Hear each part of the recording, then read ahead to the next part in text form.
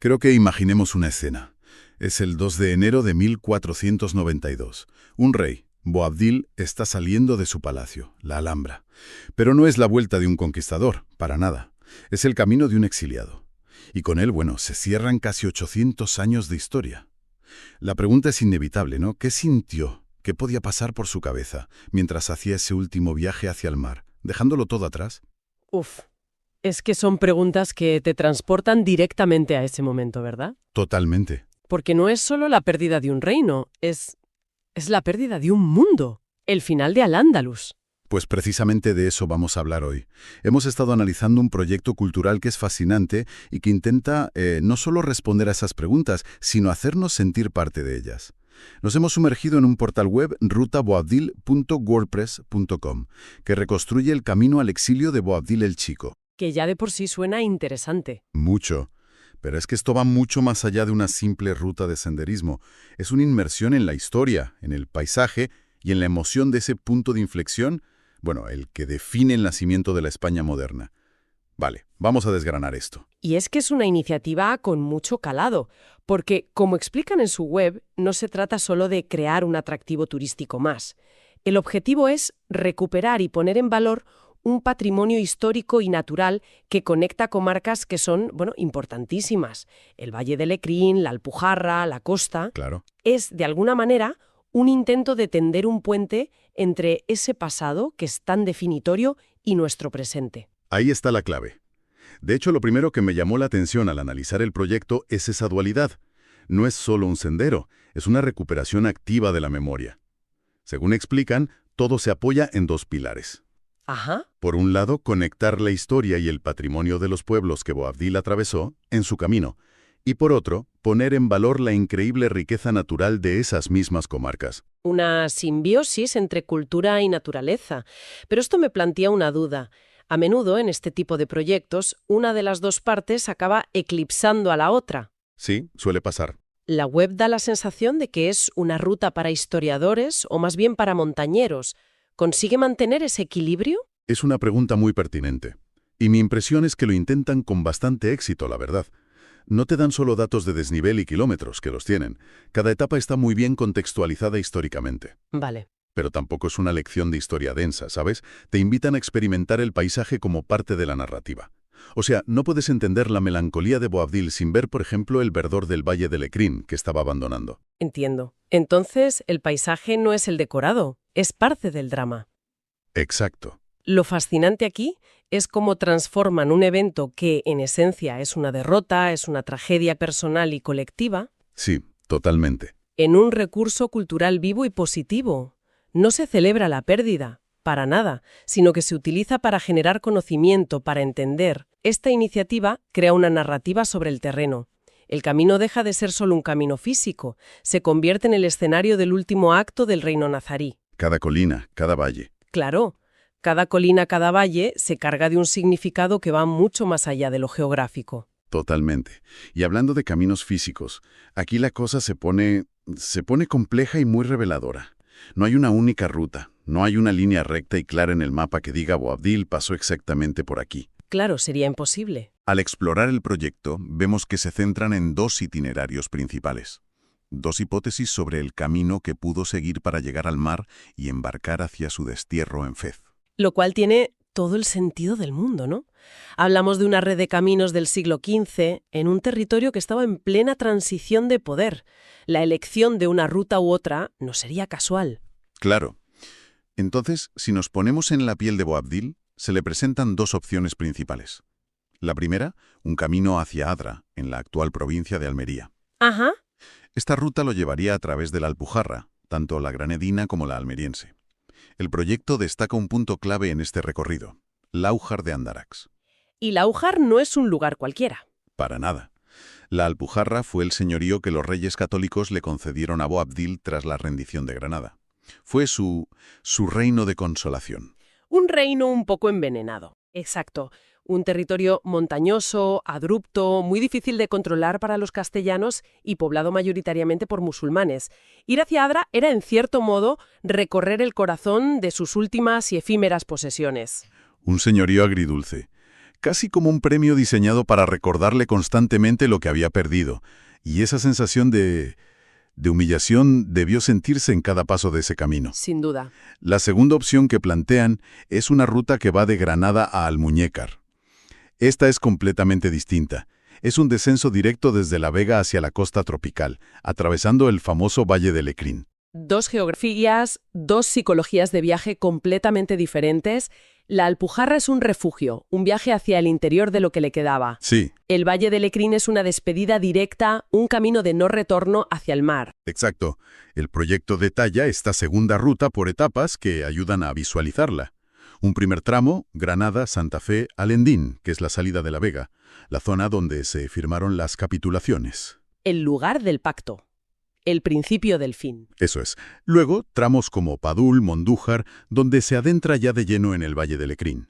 Y finalmente, el descenso casi vertiginoso hacia la costa, pasando por Vélez de Benaudalas y Salobreña hasta llegar a Almuñécar. Es que la elección de estos caminos es un mapa de su estado anímico y político. No son rutas al azar, para nada. Conectaban puntos estratégicos de su señorío. Pero pensemos en el simbolismo.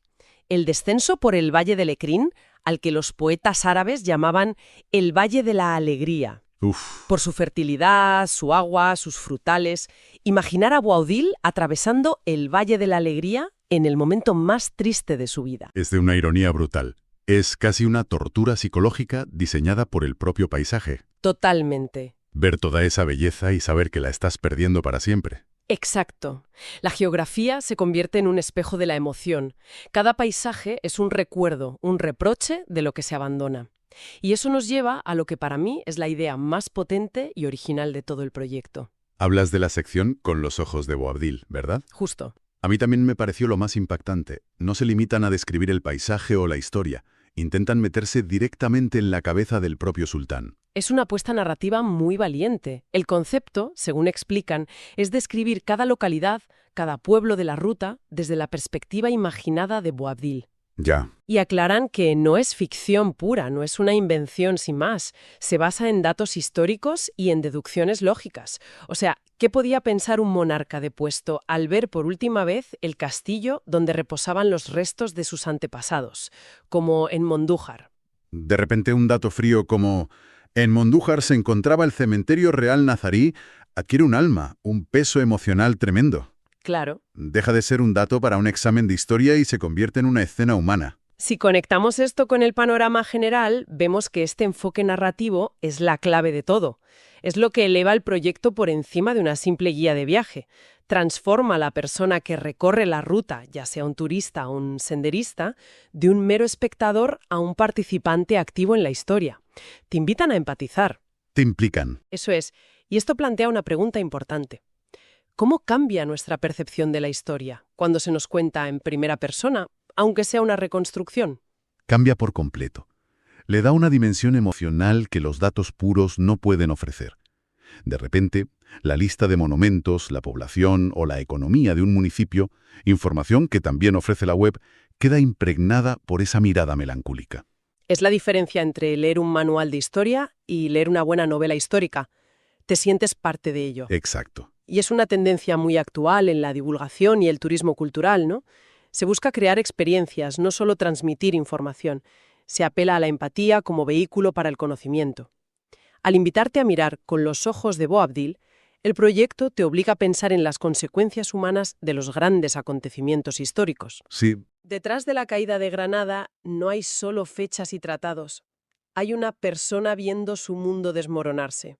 entonces, si damos un paso atrás y miramos el cuadro completo, este viaje no es solo la anécdota de un rey que se va, No. es el símbolo andante del final del reino nazarí de Granada. Es la materialización de ese acto que todos hemos visto en cuadros y leído en libros, la entrega de las llaves de la ciudad a los reyes católicos. Ujú. Ese camino es la consecuencia directa de ese momento, es el epílogo en movimiento. Totalmente. Y hay que entender la magnitud de ese momento. No es solo que se acabara Al-Ándalus después de casi 8 siglos de presencia política en la península. ¿Que ya es mucho decir? Ya es mucho decir. Es que sobre esas cenizas se estaba construyendo la idea de la España moderna.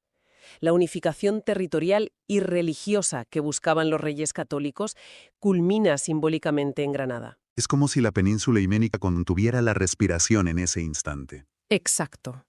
Por eso, la ruta de Boabdil es en esencia el epílogo de un libro de historia y al mismo tiempo el prólogo de uno nuevo. ¡Qué buena imagen! El proyecto, al animarnos a recorrer estas huellas, nos invita a reflexionar sobre esa bisagra de la historia. Nos hace caminar, literalmente, sobre la fractura entre dos épocas.